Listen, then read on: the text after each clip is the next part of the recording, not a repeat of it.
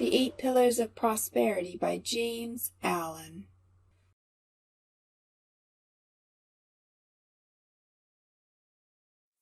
Chapter 4 of The 8 Pillars of Prosperity by James Allen. The third pillar, integrity.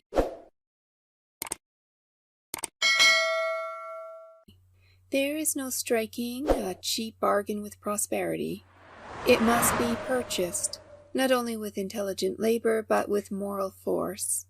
As the bubble cannot endure, so the fraud cannot prosper. He makes a feverish spurt in the acquirement of money, and then collapses. Nothing is ever gained, ever can be gained by fraud. It is but wrested for a time, to be again returned with heavy interest. But fraud is not confined to the unscrupulous swindler. All who are getting or trying to get money without giving an equivalent are practicing fraud, whether they know it or not. Men who are anxiously scheming how to get money without working for it are frauds, and mentally they are closely allied to the thief and swindler under whose influence they come, sooner or later, and who deprives them of their capital. What is a thief but a man who carries to its logical extreme the desire to possess without giving a just return, that is, unlawfully? The man that counts prosperity must, in all his transactions, whether material or mental, study how to give a just return for that which he receives. This is the great fundamental principle in all sound commerce. While in spiritual things it becomes the doing to others that which we would have them do to us, and applied to the forces of the universe, it is scientifically stated in the formula action and reaction are equal. Human life is reciprocal, not rapacious, and the man who regards all others as his legitimate prey will soon find himself stranded in the desert of ruin, far away from the path of prosperity. He is too far behind in the process of evolution to cope successfully with honest men. The fittest, the best, will always survive, and he, being the worst, cannot therefore continue. His end, unless he change in time, is sure. It is the jail, the filthy hovel, or the place of the deserted outcast. His efforts are destructive and not constructive, and he thereby destroys himself. It was Carlyle who, referring to Muhammad being then universally regarded by Christians as an impostor, exclaimed, "An impostor found a religion. An impostor couldn't build a brick house. An impostor, a liar, a cheat. The man of dishonesty cannot build, as he has neither tools nor materials with which to build. He can no more build up a business, a character, a career, a success, than he can found a religion or build a brick house. He not only does not build, but all his energies are bent on undermining what others have built.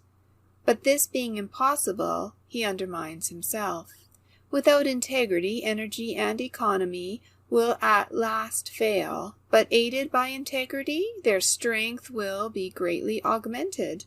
There is not an occasion in life in which the moral factor does not play an important part.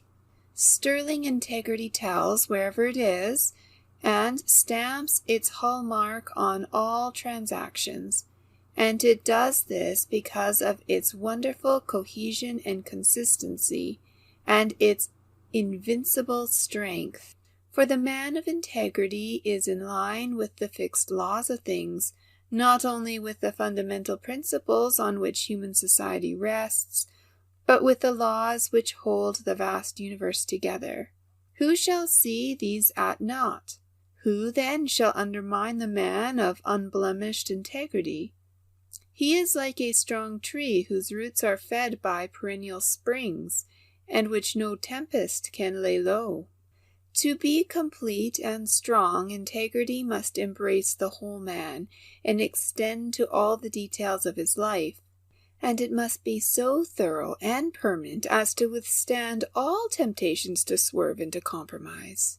To fail in one point is to fail in all, and to admit under stress a compromise with falsehood, howsoever necessary and insignificant it may appear, is to throw down the shield of integrity and to stand exposed to the onslaughts of evil. The man who works as carefully and conscientiously when his employer is away as when his eye is upon him will not long remain in an inferior position. Such integrity and duty in performing the details of his work will quickly lead him into fertile regions of prosperity. The shirker, on the other hand, he who does not scruple to neglect his work when his employer is not about, thereby robbing his employer of the time and labor for which he is paid, will quickly come to the barren region of unemployment, and will look in vain for needful labor. There will come a time, too, to the man who is not deeply rooted in integrity, when it will seem necessary to his prospects and prosperity that he should tell a lie, or do a dishonest thing. I say to the man who is not deeply rooted in this principle, for a man of fixed and enlightened integrity knows that lying and dishonesty can never under any circumstance be necessary.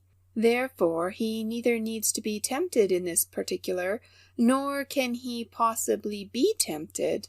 But the one so tempted must be able to cast aside the subtle insinuation of falsehood, which in a time of indecision and perplexity arises within him, and he must stand firmly by the principle, being willing to lose and suffer rather than sink into obliquity. In this way only can he become enlightened concerning this moral principle, and discover the glad truth that integrity does not lead to loss and suffering, but to gain and joy, that honesty and deprivation are not and cannot be related as cause and effect. It is this willingness to sacrifice rather than be untrue that leads to enlightenment in all spheres of life. And the man who, rather than sacrifice some selfish aim, will lie or deceive, has forfeited his right to moral enlightenment, and takes his place lower down among the devotees of deceit, among the doers of shady transactions, and men of no character and no reputation. A man is not truly armored with integrity until he has become incapable of lying or deceiving either by gesture, word, or act, until he sees clearly, openly, and freed from all doubt, the deadly effects of such moral turpitude. The man so enlightened is protected from all quarters, and can no more be undermined by dishonest men than the sun can be pulled down from the heaven by madmen, and the arrows of selfishness and treachery that may be poured upon him will rebound from the strong armor of his integrity, and the bright shield of his righteousness, leaving him unharmed and untouched. A lying tradesman will tell you that no man can thrive and be honest in these days of keen competition. How can such a man know this, seeing that he has never tried honesty? Moreover, such a man has no knowledge of honesty, and his statement is therefore a statement of ignorance, and ignorance and falsehood so blind a man that he foolishly imagines all are as ignorant and false as himself. I have known such tradesmen, and I have seen them come to ruin. I once heard a businessman make the following statement in a public meeting: "No man can be entirely honest in business. He can only be approximately honest." He imagined that his statement revealed the condition of the business world. It did not. It revealed his own condition. He was merely telling his audience that he was a dishonest man, but his ignorance, moral ignorance, prevented him from seeing this. Approximate honesty is only another term for dishonesty. The man who deviates a little from the straight path will deviate more. He has no fixed principle of right, and is only thinking of his own advantage. that he persuades himself that his particular dishonesty is of a white and harmless kind, and that he is not so bad as his neighbor, is only one of the many forms of self-delusion which ignorance of moral principles create. Right doing between man and man in the varied relations and transactions of life is the very soul of integrity. It includes, but is more than, honesty. It is the backbone of human society and the support of human institutions. Without it, there would be no trust, no confidence between men, and the business world would topple to its fall. As the liar thinks all men are liars and treats them as such, so the man of integrity treats all men with confidence. He trusts them, and they trust him. His clear eye and open hand shame the creeping fraud so that he cannot practice his fraud on him. As Emerson has so finely put it, trust men and they will be true to you, even though they make an exception in your favor to all their rules of trade. The upright man, by his very presence, commands the morality of those about him, making them better than they were. Men are powerfully influenced by one another, and, as good is more powerful than evil, the strong and good man both shames and elevates, by his contact, the weak and bad. The man of integrity carries about with him an unconscious grandeur, which both awes and inspires. Having lifted himself above the petty, the mean, and the false, these coward vices slink from his presence in confusion. The highest intellectual gift cannot compare with this lofty moral grandeur. In the memory of men and the estimation of the world, the man of integrity occupies a higher place than the man of genius. Buckminster says, "The moral grandeur of an independent integrity is the sublimest thing in nature. It is the quality in man which produces heroes. The man of unswerving rectitude is intrinsically always a hero. It only needs the occasion to bring out the heroic element.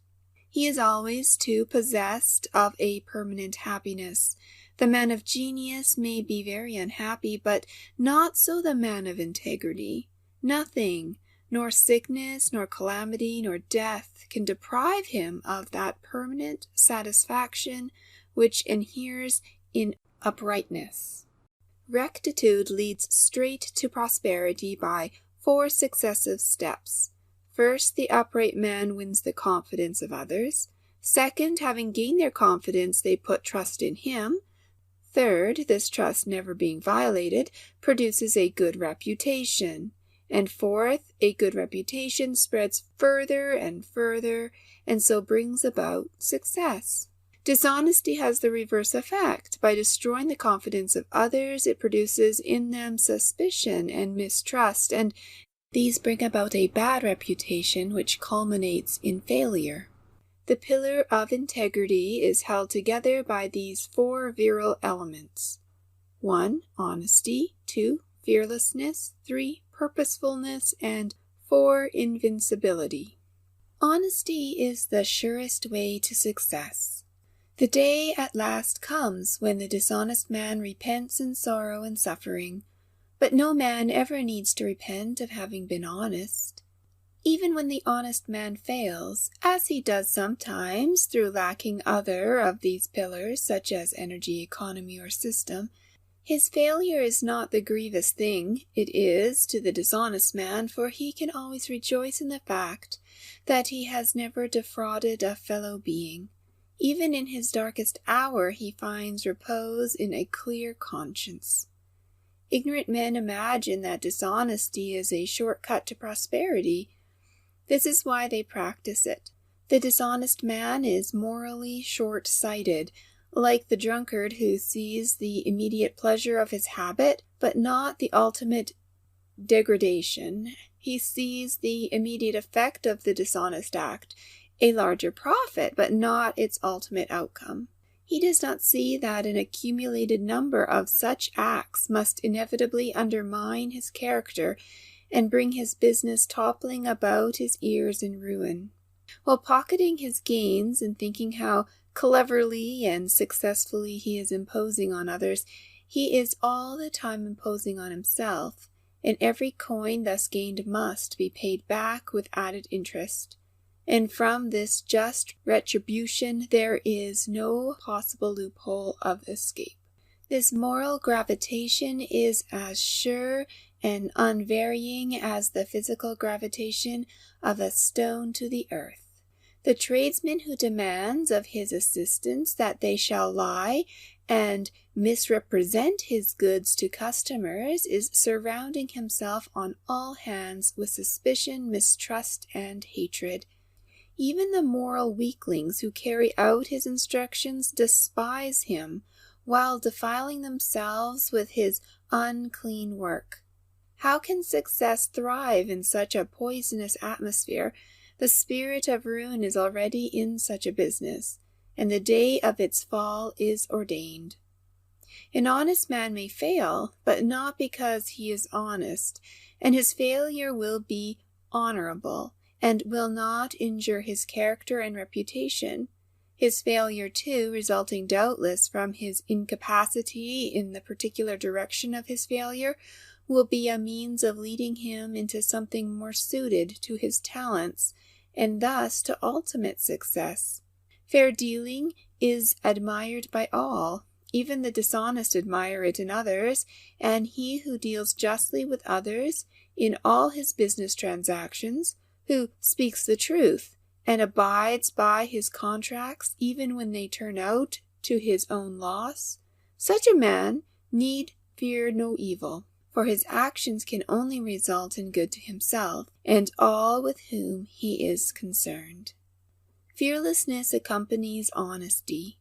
The honest man has a clear eye and an unflinching gaze. He looks his fellow man in the face, and his speech is direct and convincing. The liar and cheat hangs his head. His eye is muddied and his gaze oblique. He cannot look another man in the eye, and his speech arouses mistrust, for it is ambiguous and unconvincing. When a man has fulfilled his obligations, he has nothing to fear. All his business relations are safe and secure. His methods and actions will endure the light of day.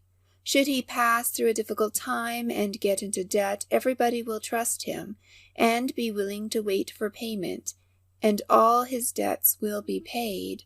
Dishonest people try to avoid paying their debts, and they live in fear. But the honest man tries to avoid getting into debt, but when debt overtakes him, he does not fear, but redoubling his exertions, his debts are paid. The dishonest are always in fear. They do not fear debt, but they fear that they will have to pay their debts. They fear their fellow men, fear the established authorities, fear the results of all that they do, and they are in constant fear of their misdeeds being revealed, and the consequences which may at any moment overtake them. The honest man is rid of all this burden of fear. He is light-hearted and walks erect among his fellows, not assuming a part and sulking and cringing, but being himself and meeting eye to eye, not deceiving or injuring any. There are none to fear, and anything said against him can only redound to his advantage. And this fearlessness is in itself a tower of strength in a man's life, supporting him through all emergencies, enabling him to battle manfully with difficulties, and in the end securing for him that success of which he cannot be dispossessed. Purposefulness is the direct outcome of that strength of character which integrity fosters. The man of integrity is the man of direct aims and strong and intelligent purposes. He does not guess and work in the dark. All his plans have in them some of that moral fibre of which his character is wrought. A man's work will always in some way reflect himself, and the man of sound integrity is the man of sound plans. He weighs and considers and looks ahead. and so is less likely to make serious mistakes, or to bungle into a dilemma from which it is difficult to escape.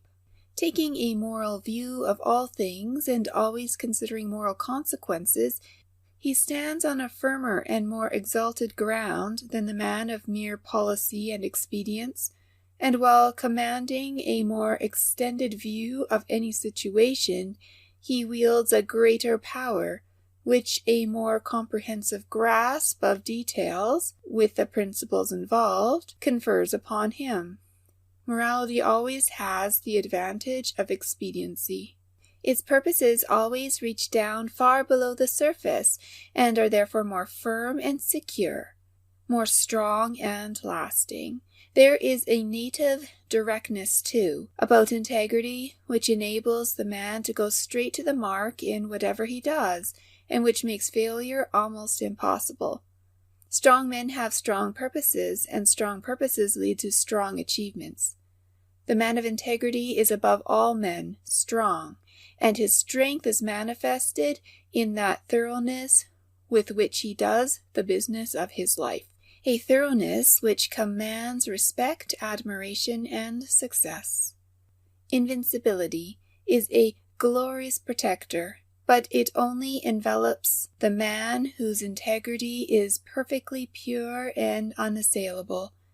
Never to violate, even in the most insignificant particular, the principle of integrity, is to be invincible against all the assaults of innuendo, slander, and misrepresentation.